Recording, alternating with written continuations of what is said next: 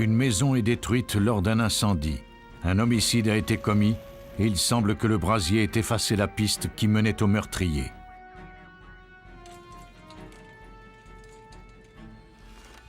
Une femme est trouvée morte dans sa maison. Les détectives croient d'abord qu'il s'agit d'un suicide, mais ils doivent bientôt se raviser. Les indices sont inhabituels et on ignore s'ils permettront de prouver qu'un meurtre a été commis. Un tueur mène les enquêteurs sur une fausse piste.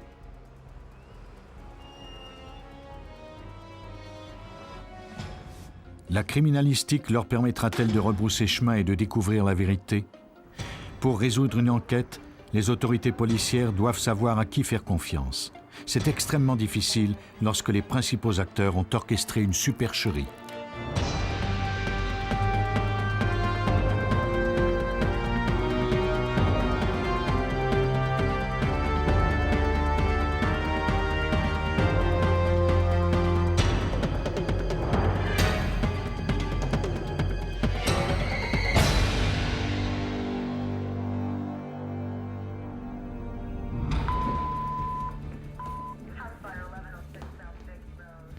À 6h37, le 2 août 1992, la caserne de Evansville, en Indiana, était en état d'alerte. On venait de signaler l'incendie d'une résidence. Une femme se trouvait à l'intérieur, piégée par les flammes.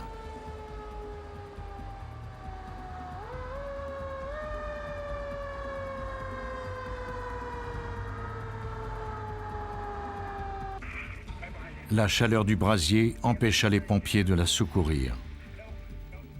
Il était impossible de traverser l'épaisse fumée, et en particulier dans la chambre à coucher où la victime se trouvait. Les pompiers parvinrent à maîtriser les flammes, mais il était malheureusement trop tard. La femme était déjà morte. Il n'est jamais facile de côtoyer la mort d'aussi près, mais cette fois-ci, les pompiers présents étaient particulièrement touchés. L'homme qui avait donné l'alerte était l'agent de police Patrick Bradford. Après la fin de son quart de travail, il avait garé sa voiture et remarqué de la fumée s'échapper de la maison de Tammy Lore, 24 ans. Et maintenant, elle était morte. Lore travaillait comme geôlière au service du comté. Elle rêvait de faire une carrière au sein des forces policières et de devenir agent de police. Une fois les flammes maîtrisées, les pompiers retirèrent la victime de la maison incendiée. Les investigateurs commencèrent à circuler dans la maison afin de déterminer ce qui avait pu provoquer le brasier. Pour Jesse Story, investigateur en incendie à Evansville, une seule conclusion était possible. Nous avons effectué un examen préliminaire et remarqué des traces de brûlure suspectes sur la moquette. Le genre de traces que l'on retrouve quand on utilise un agent accélérateur pour déclencher un incendie.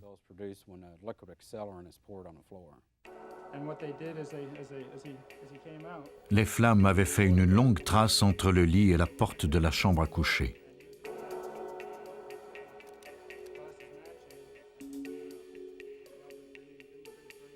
Les investigateurs remarquèrent un bidon d'essence au centre du brasier. Ils recueillirent des échantillons de la moquette afin de les faire analyser et confirmer la présence de combustible. D'autres signes indiquaient également qu'il s'agissait d'un incendie criminel. Les disjoncteurs du circuit de la chambre à coucher avaient été désactivés avant l'incendie, les fils téléphoniques coupés et court-circuités. Toute personne qui aurait tenté d'appeler à la maison aurait obtenu le signal d'une ligne occupée. De plus, le panneau de la trappe qui menait au grenier était par terre, à l'extérieur de la chambre à coucher. À en juger par les traces de suie, il avait été enlevé avant l'incendie. L'investigateur Michael Ford de la police d'Evansville était présent lors de l'analyse des lieux. Il était évident que les flammes qui sortaient de la chambre à coucher avaient été alimentées par le courant d'air créé par l'ouverture de cette trappe, juste à côté de la porte de la chambre. Cela a contribué à attiser les flammes et à créer un brasier encore plus puissant. il manquait une pile dans le détecteur de fumée retrouvé dans la maison. Les investigateurs terminèrent l'analyse de la chambre et poursuivirent leur examen dans le reste de la résidence. Dans la cuisine, une fenêtre avait été maintenue ouverte par une des bagues de la victime. De plus, la moustiquaire avait été découpée. L'endroit était difficile d'accès et l'ouverture étroite, mais il était possible que l'incendiaire se soit infiltré dans la maison à cet endroit.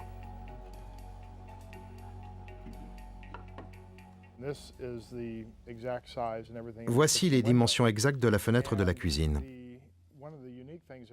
Juste sous cette fenêtre se trouvait l'évier.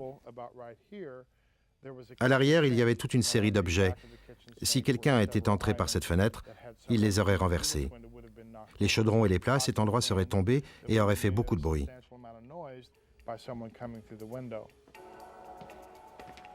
S'il y avait eu entrée par effraction, le mobile du crime n'était pas évident. Aucun objet de valeur n'avait été volé. Les experts concentrèrent à nouveau leur attention sur la fenêtre. Quelque chose clochait. En effectuant un examen plus poussé, ils découvrirent que la personne qui avait découpé la moustiquaire tentait plutôt de sortir de la maison que d'y entrer. En effet, l'angle du coup de lame démontrait que l'individu l'avait entaillé de l'intérieur.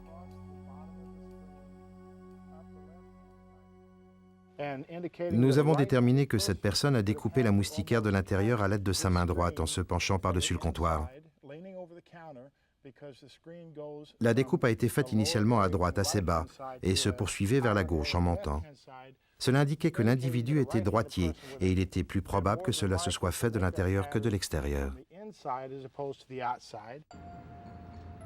Pendant que les investigateurs examinaient les indices, l'agent Bradford se rendit au poste de police pour donner sa version des faits.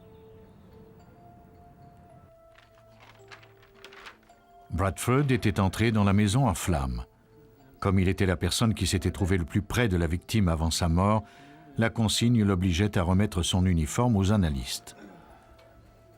Les experts espéraient y trouver des indices.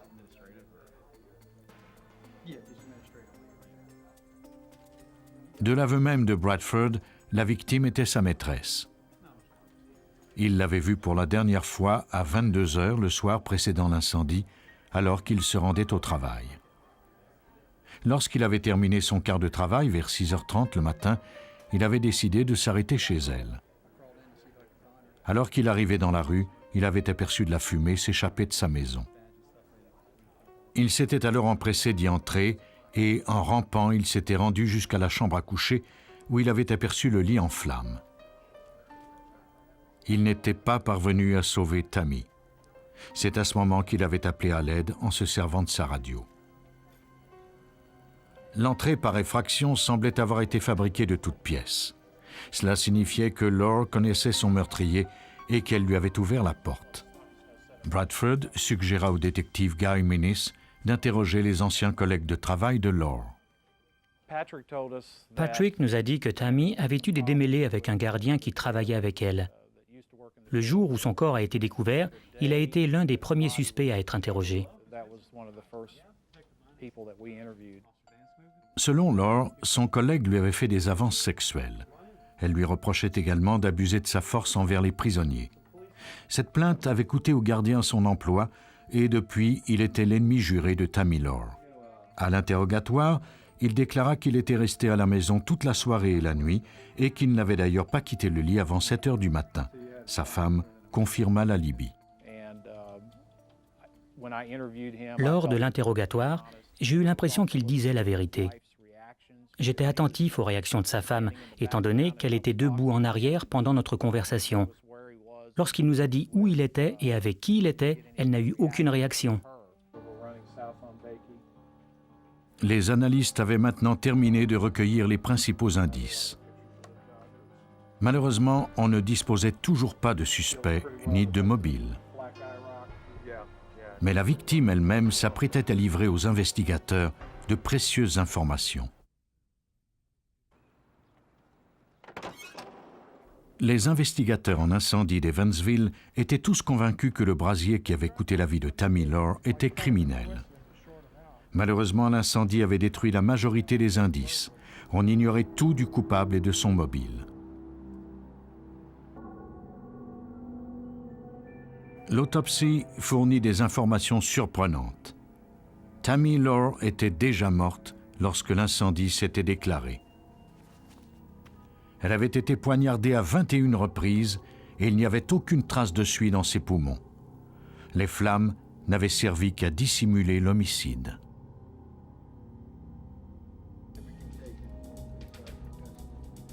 Les policiers espéraient que l'uniforme de l'agent Bradford recèlerait quelque chose.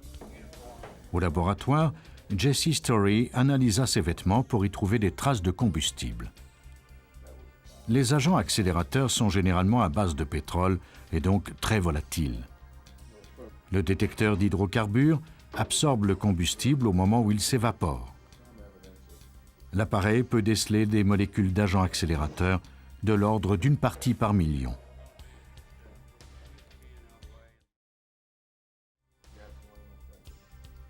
Il n'y avait aucune trace de combustible sur l'uniforme de Bradford. C'était plausible. Il avait déclaré qu'il avait rampé dans la maison et qu'il s'était arrêté devant la porte de la chambre à coucher.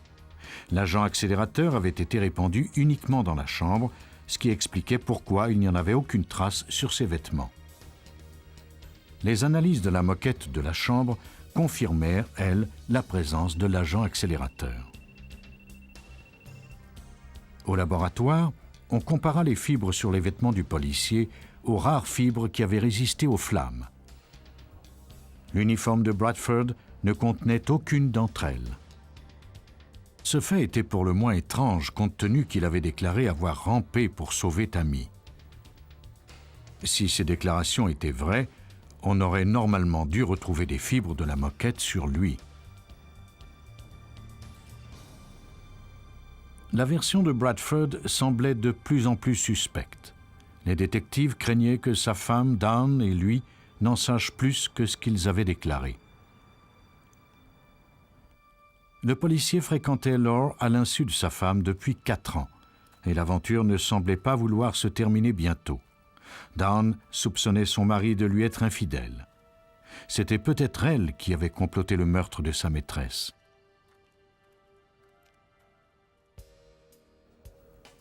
Patrick et Dawn furent convoqués pour passer le test du détecteur de mensonges.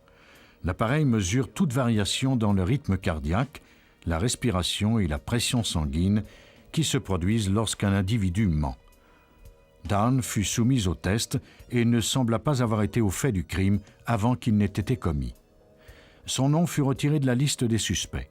Quant à Patrick, les résultats n'étaient pas concluants. Un autre test fut prévu pour la semaine suivante. Entre-temps, les policiers poursuivaient les interrogatoires en espérant découvrir ce qui s'était produit dans la maison de la victime.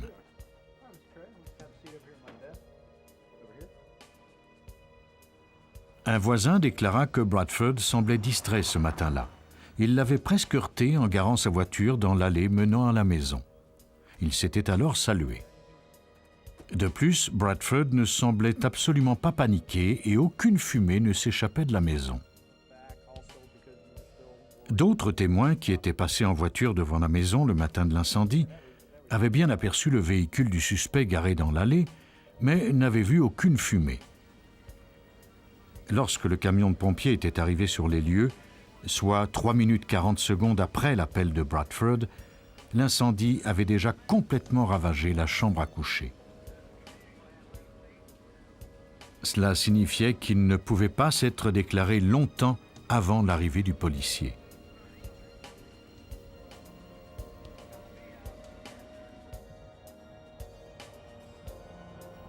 Mais la vraie question était de savoir s'il s'était déclaré avant ou après qu'il soit arrivé.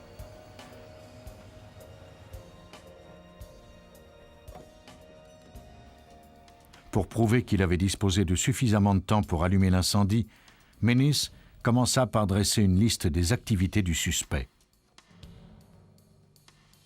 Sur son chemin vers la maison de Lore, le policier devait passer devant un guichet automatique dont la caméra faisait face à la rue.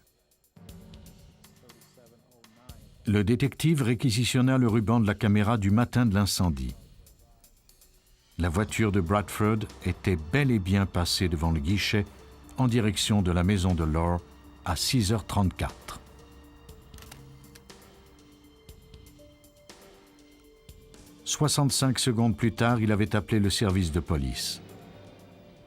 Menis refit la route de Bradford, montre en main. 18 secondes étaient nécessaires pour franchir la distance entre le guichet et la maison de la victime. Bradford a fort bien pu allumer l'incendie pendant les 65 secondes dont il disposait. Entre le moment où il est passé devant le guichet automatique et celui où il a avisé le service de police, il avait amplement le temps de verser le combustible, d'y mettre le feu, puis de faire son appel.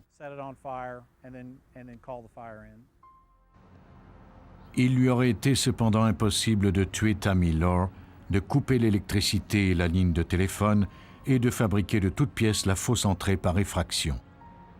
Cette partie de la reconstitution n'était pas encore faite et les détectives espéraient que Bradford apporterait les informations manquantes. Ce dernier se présenta pour subir son second test du détecteur de mensonges. On lui posa des questions très spécifiques à propos de la mise en scène du crime. Il nia catégoriquement être impliqué dans cette affaire, mais il échoua son test. Bradford ne disposait pas de suffisamment de temps pour tuer Tammy. L'incendie avait été allumé le matin, mais cela ne signifiait pas nécessairement que le meurtre ait été commis au même moment. Malheureusement, l'état de la dépouille ne permettait pas de déterminer précisément l'heure de sa mort. Tammy avait parlé au téléphone avec son père à 22h30 la veille de l'incendie. Elle avait donc été tuée entre ce moment et 6h30 du matin. Les détectives examinèrent le registre où était consigné l'emploi du temps de Bradford. Il était incomplet.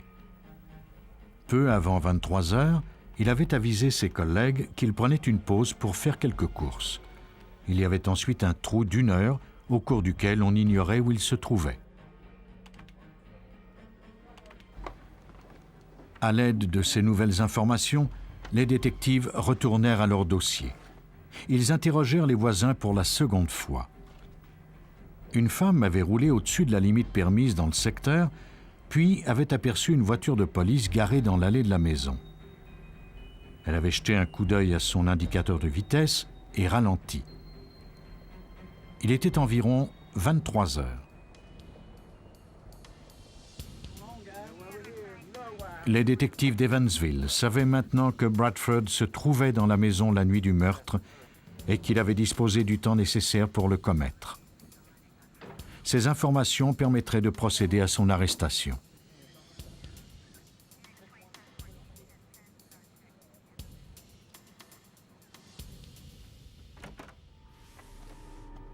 Pour ce qui est du mobile, la relation entre Bradford et Laure s'était détériorée depuis quelque temps. Les policiers croient que le soir du 1er août, le couple s'est disputé et que leur dispute s'est soldée par le meurtre.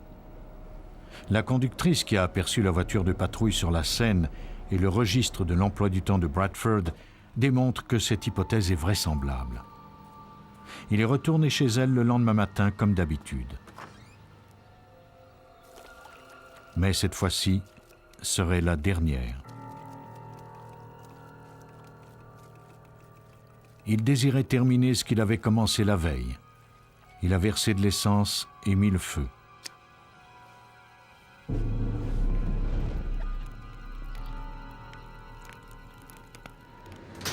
Patrick Bradford fut jugé coupable de meurtre et d'incendie criminel et condamné à 80 ans d'emprisonnement.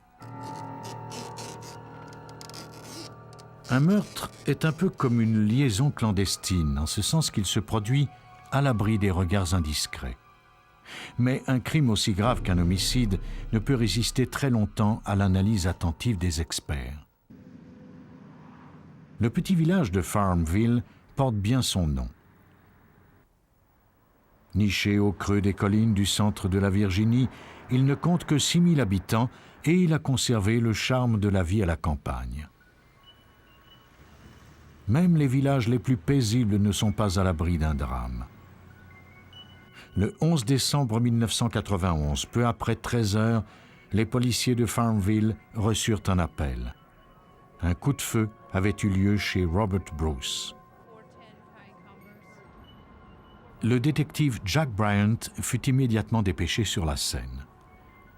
Ce genre d'événement était plutôt rare dans la région, sauf que cette fois-ci, ce n'était pas tout à fait une surprise. Je roulais sur la rue principale. J'ai reçu l'appel radio du service de police me demandant de me rendre au 600 High Street, où il y avait eu un coup de feu. Ma première réaction était de penser que M. Bruce s'était suicidé. Ce dernier venait d'être inculpé pour détournement de fonds. La police commençait son enquête sur la base d'une présomption. Présomption qui allait immédiatement s'écrouler puisque c'est Robert Bruce lui-même qui répondit à la porte. Les agents de police furent surpris de constater que la victime n'était pas Bruce, mais bien sa femme, Carol. Elle s'était suicidée. Robert Bruce déclara au détective qu'il s'était disputé avec sa femme dans la matinée. Il avait conduit les enfants à l'école et était rentré à la maison pour une courte période avant de repartir pour un rendez-vous à la banque. Il l'avait trouvée morte à son retour. Carol Bruce était étendue sur le canapé du bureau. Elle avait une balle dans la tête. Toute mort suspecte, même lorsqu'il s'agit d'un suicide, doit être minutieusement examinée. Avant de déplacer ou de toucher quoi que ce soit, la police prit des photos et mesura chaque centimètre carré de la pièce. Il y faisait d'ailleurs beaucoup plus chaud que dans le reste de la maison et il y avait une couverture sur le corps de la victime. Un Colt de calibre 32 se trouvait sur la moquette. Un gant de jardinage était placé bizarrement sur la main de la victime. À première vue, il pouvait s'agir d'un suicide, mais le détective Bryant avait des soupçons. Le gant était partiellement enfilé. Il ne recouvrait pas la main comme lorsqu'on l'enfile soi-même.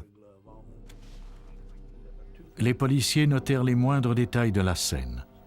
L'arme se trouvait à plus de 60 cm de la main de la victime. La pièce surchauffée avait eu un effet sur la température du corps et par conséquent, il serait plus difficile de déterminer l'heure de la mort. Les policiers doutaient de plus en plus de l'hypothèse du suicide de Carol Bruce. Ils craignaient qu'on ne l'ait aidé un peu.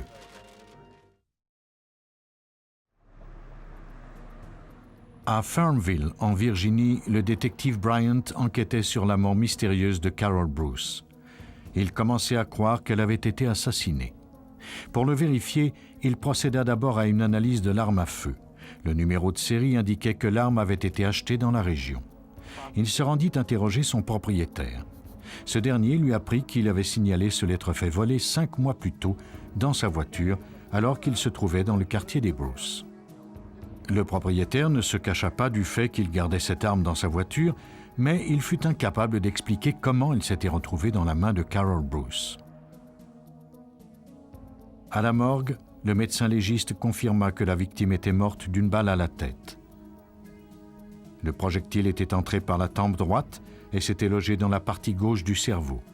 Malheureusement, l'autopsie ne permit pas de déterminer si c'était elle qui avait tiré. L'arme et la balle recueillies dans le crâne de la victime furent envoyées au laboratoire judiciaire de l'État. On procéda à un tir d'essai. Le réservoir d'eau freine le projectile sans l'abîmer. Les experts peuvent ensuite comparer la balle tirée à celles qui proviennent de la scène du crime. Dans le cas présent, les rayures et les cloisons du projectile étaient trop légères pour être analysées. Les experts comparèrent cependant la douille de la scène du crime à celle obtenue lors du tir d'essai.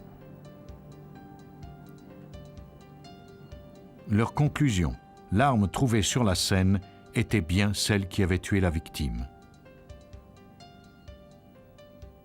Mais on ignorait toujours qui avait appuyé sur la détente. Des amis de Carol avaient déclaré que sa relation avec Robert était difficile. Carol était une femme dynamique. Elle était professeure d'éducation physique au collège de la région et se préparait à obtenir son doctorat.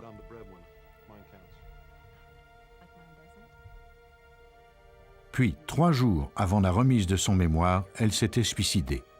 C'était pour le moins bizarre. Elle s'est toujours opposée à ce que son mari ait une arme à feu à la maison. C'était donc plutôt étrange qu'il y en ait une. De plus, il était improbable qu'elle l'ait volée, et encore plus qu'elle s'en soit servie pour se tuer. Il n'y avait aucune trace d'entrée par effraction dans la maison. S'il ne s'agissait pas d'un suicide, le suspect le plus plausible était donc Robert Bruce, qui était bénéficiaire de l'assurance vie de 100 000 $ de sa femme.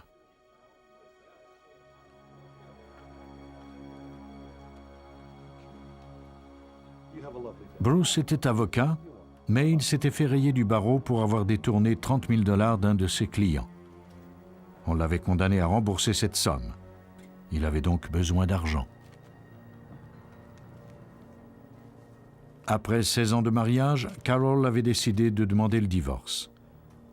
Son avocat avait enjoint Robert de lui faire parvenir l'état de sa situation financière.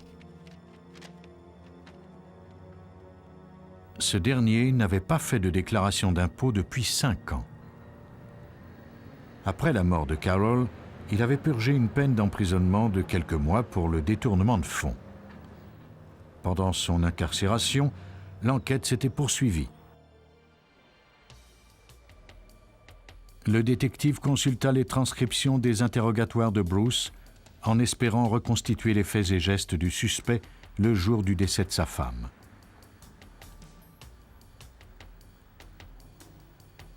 Des témoins l'avaient vu déposer ses enfants à l'école le matin.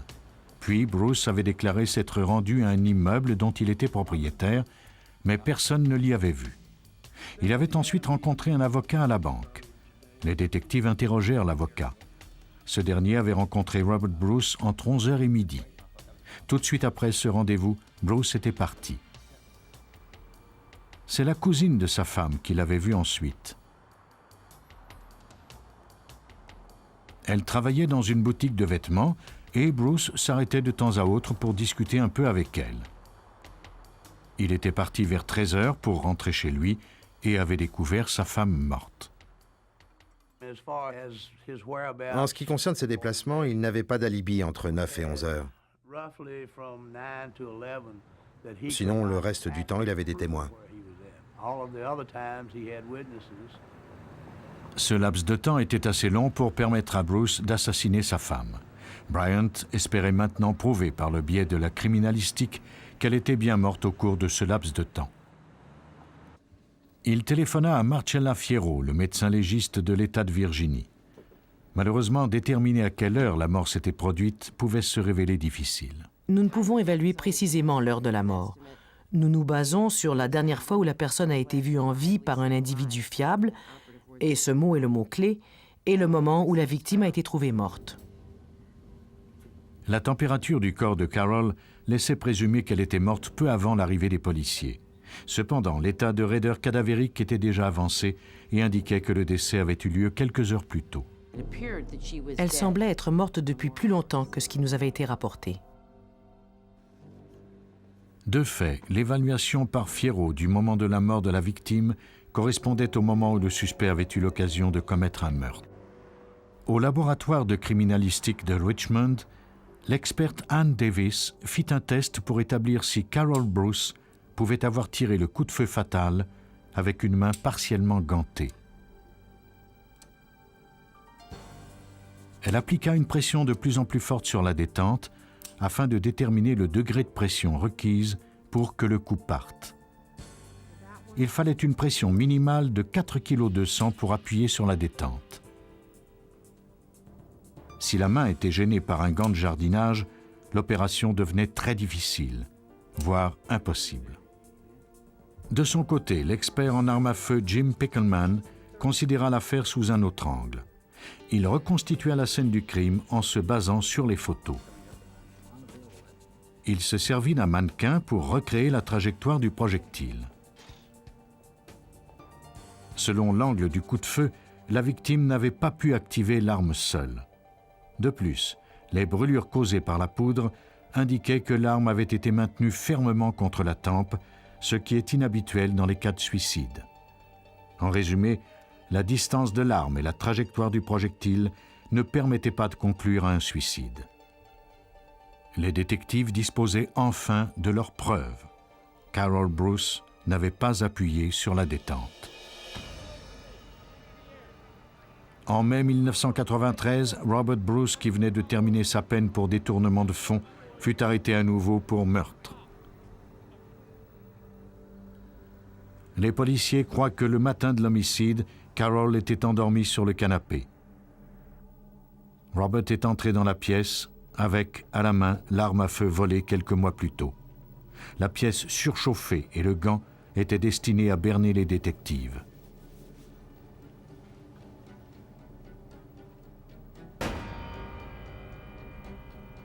Il a tué sa femme d'une seule balle et maquillé la scène pour que son meurtre ressemble à un suicide. Il a ensuite recouvert le corps d'une couverture et enfilé maladroitement le gant sur la main de sa femme. L'affaire Bruce était particulière du point de vue de la criminalistique. Ces cas sont en quelque sorte des déguisements. Ce que nous observons n'est pas ce qui s'est réellement produit. Quelqu'un a maquillé la scène pour que l'on attribue la cause de la mort à une autre cause. Mais grâce aux sciences judiciaires, le stratagème de Bruce avait été mis à jour. Il fut condamné à la prison à vie. Lorsque les détectives enquêtent sur ce type de meurtre, ils doivent suivre deux pistes. La première leur permet de découvrir la cause réelle de la mort. La seconde est plus sinueuse, mais elle mène au meurtrier. Vers 22 heures, le 12 juin 1994, des policiers furent dépêchés sur la scène d'un accident de la route sur un chemin isolé de Little Mountain en Caroline du Sud. Une voiture avait apparemment quitté la route et abouti dans un ravin. La conductrice était morte. Mais, fait étrange, son véhicule n'avait subi pratiquement aucun dommage. Les agents du service de police de la Caroline du Sud examinèrent le véhicule. Il y avait du sang sur la banquette arrière. L'intérieur de la voiture était un peu endommagé, le levier de vitesse était au neutre. À en juger par l'empreinte de chaussures sur la fenêtre arrière, du côté du passager, il y avait eu une violente lutte. Lee Foster, le shérif de Newberry en Caroline du Sud, savait qu'il ne s'agissait pas d'un accident. Nous avons remarqué que le véhicule n'avait subi aucun dommage et surtout rien qui ait pu provoquer les taches de sang ou les blessures sur le corps. Tous ces éléments indiquaient qu'il ne s'agissait pas d'un accident de la route. Il s'était passé quelque chose d'anormal. Une fois le travail d'analyse complété, les détectives se mirent à la recherche des papiers d'identité de la conductrice. Elle s'appelait Victoria Beckham. Les policiers terminèrent leur examen de la scène. Pendant que des agents avisaient la famille de la victime, sa voiture fut remorquée à la fourrière pour subir un examen exhaustif. Les agents entrèrent en contact avec Stephen Beckham, le mari de la victime, pour lui annoncer le décès de sa femme et lui faire part des soupçons des détectives. Ce dernier se rendit immédiatement au poste de police pour répondre à quelques questions. Il avait vu Victoria pour la dernière fois vers 18h15 au moment où elle déposait les enfants chez lui.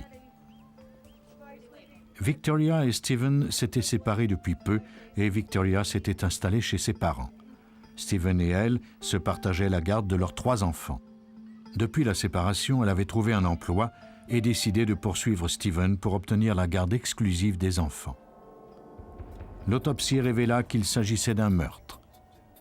Le violent traumatisme à la tête et à la nuque de Victoria Beckham avait été causé par un objet contondant. Le médecin légiste déclara que ses voies respiratoires avaient été écrasées et qu'elle était morte par asphyxie. Ce qui avait causé ces blessures avait laissé une marque inhabituelle impossible à identifier. Une chose était sûre, elle n'avait pas été causée par un accident de la route.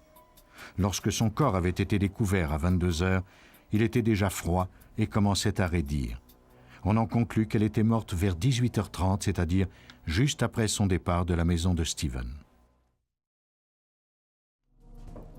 Comme la maison de Beckham était le dernier endroit où la victime avait été vue en vie, les détectives n'eurent aucun mal à obtenir un mandat de perquisition. Ils y trouvèrent une chaussure de course sur laquelle il y avait une goutte de sang. Il restait à vérifier si c'était celui de la victime. La chaussure fut envoyée au laboratoire judiciaire de l'État où la sérologue Nancy Scraba procéda aux analyses d'usage. Elle commença par recueillir le sang à l'aide d'un coton-tige trempé dans de l'eau salée, puis ajouta une solution à base de peroxyde d'hydrogène et de phthaléine.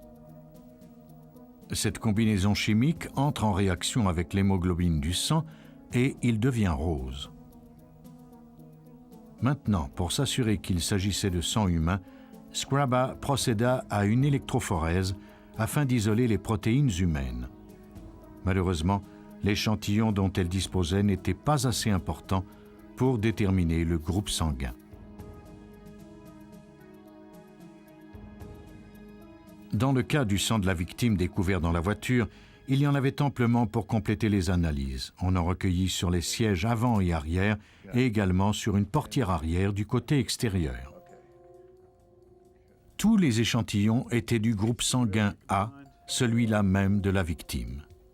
Les experts judiciaires disposaient d'un autre outil dans leur arsenal. Après avoir recueilli le sang et les micro-indices, ils se mirent à la recherche d'empreintes digitales. Cet examen doit être effectué en dernier car il peut détruire les autres indices.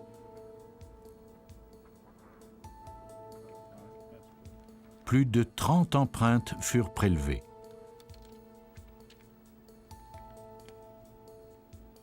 La plupart d'entre elles provenaient des Beckham et quelques-unes des agents qui avaient découvert la voiture. Elles étaient presque toutes floues. C'était maintenant au tour de l'expert David Warren Black du service judiciaire de l'État de passer à l'action. Ce n'était pas l'image de l'empreinte parfaite qu'on voit parfois. Elles étaient difformes, barbouillées, tachées. Il s'agissait d'empreintes partielles, fragmentées. Certaines d'entre elles avaient la taille de la gomme à effacer au bout d'un crayon. Chacune de ces empreintes devait être comparée aux centaines qui se trouvaient dans la base de données de la police. Cette opération prendrait du temps. Les détectives étaient cependant encouragés par la découverte d'une empreinte partielle sur le côté extérieur de la portière arrière.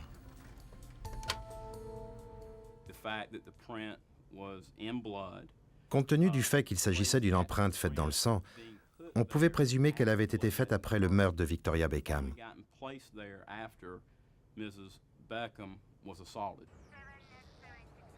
Pendant l'analyse de l'empreinte, les policiers retournèrent sur la scène et arrêtèrent les automobilistes en espérant trouver des témoins de l'accident. Certains d'entre eux avaient aperçu une voiture de couleur dorée garée tout près de la scène plus tôt le même jour. Pour le shérif Lee Foster, la présence de ce véhicule était significative. Cette voiture était importante car elle pouvait être reliée au meurtre. Il était également possible que son propriétaire ait été témoin de quelque chose. Malheureusement, personne n'en connaissait la marque, le modèle ni le numéro de plaque d'immatriculation. Puis, un des conducteurs interrogés déclara avoir lui aussi aperçu la voiture de couleur or. Selon lui, il s'agissait d'une Pontiac Grand Prix. Il se rappelait même du type de roue du véhicule.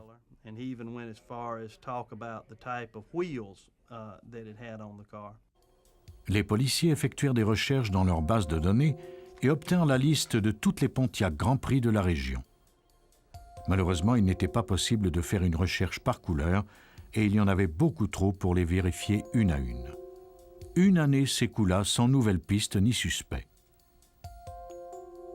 Les journaux et la télévision faisaient parfois état du meurtre de Victoria Beckham et mentionnaient le véhicule de couleur or, le seul indice dont ils disposaient. Le public était invité à transmettre toute information à ce sujet. Ces articles éveillèrent l'attention d'un ami de Stephen Beckham. il déclara aux enquêteurs que Steven était un habitué d'une boîte de striptease de Myrtle Beach. Il se rappelait avoir aperçu une Pontiac Grand Prix or à plusieurs reprises devant cette boîte. Les policiers se rendirent interroger le propriétaire de la boîte, muni d'un mandat de perquisition. La voiture lui appartenait, mais un an plus tôt, il l'avait prêtée à Richard Anderson, un de ses portiers.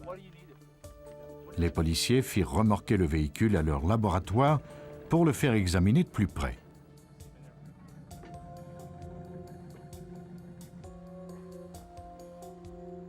Le crime s'était produit un an auparavant. De plus, rien ne prouvait qu'il s'agissait de la voiture dont les témoins avaient parlé. Les techniciens procédèrent tout de même à un examen en règle. Dans le coffre arrière, ils découvrirent des empreintes qui n'appartenaient pas au propriétaire. Les policiers retracèrent le portier, Richard Anderson. Ce dernier accepta de se soumettre au détecteur de mensonges relativement au meurtre de Beckham. Il nia connaître la victime ou savoir quoi que ce soit à propos du meurtre, mais il échoua son test. Les détectives lui annoncèrent la nouvelle.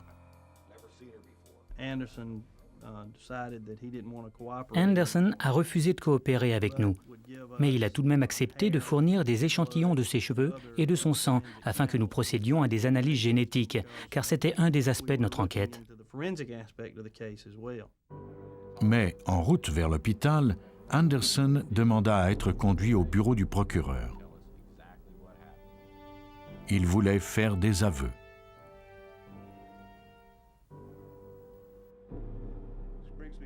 Il nous a dit qu'il avait été payé pour tuer Victoria Beckham à cause des conflits entre elle et Steven.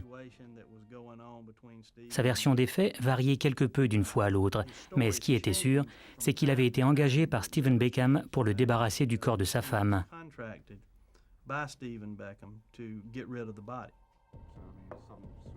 Selon Anderson, le week-end avant le meurtre, Beckham et lui s'étaient rencontrés pour organiser leur plan.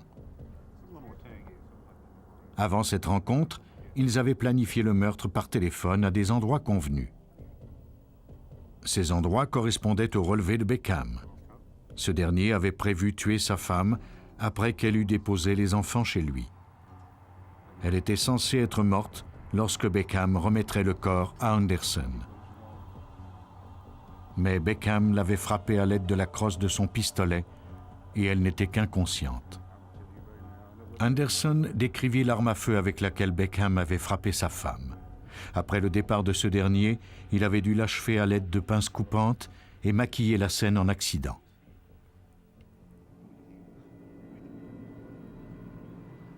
Au laboratoire, des techniciens cherchaient des indices pour corroborer sa version des faits. Des pinces découvertes dans sa maison furent analysées. Malheureusement, il n'y avait rien de concluant. Le médecin légiste confirma toutefois que la blessure qui avait causé la mort de la victime pouvait avoir été infligée avec cet outil. Les empreintes digitales d'Anderson furent comparées à celles recueillies sur la Grand Prix et la voiture de la victime. Elles étaient identiques. Les policiers pouvaient maintenant arrêter Steven Beckham et fouiller sa maison. Lorsqu'ils arrivèrent chez lui, il n'y avait personne. Ils découvrirent une arme à feu correspondant à celle décrite par Anderson.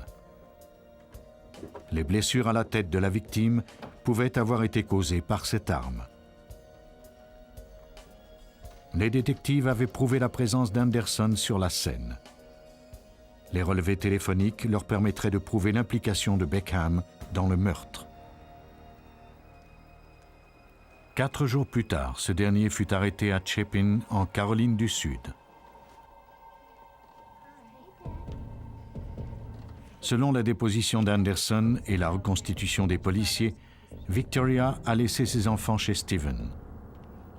Ce dernier lui a demandé de monter à bord de sa voiture pour faire une course. Alors qu'ils étaient dans un endroit isolé, Steven a arrêté le véhicule.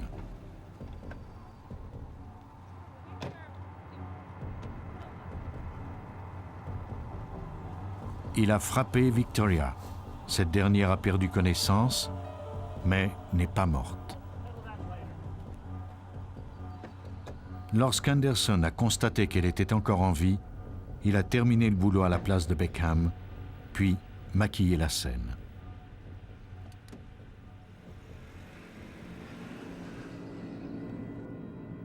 Le détective Foster croit que Steven en voulait à sa femme de l'avoir quitté.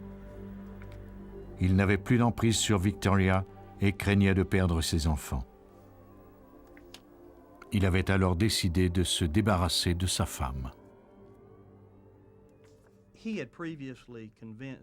Il a tenté de convaincre Victoria qu'elle n'aurait jamais la garde des enfants, mais elle a vite compris qu'il mentait. Il devrait se battre pour les avoir. Richard Anderson et Stephen Beckham furent reconnus coupables d'homicide et condamnés à la prison à vie pour le meurtre de Victoria Beckham. La plupart des meurtriers croient qu'ils pourront cacher leurs crimes derrière quelques mensonges. Mais en fait, ils ne se mentent qu'à eux-mêmes.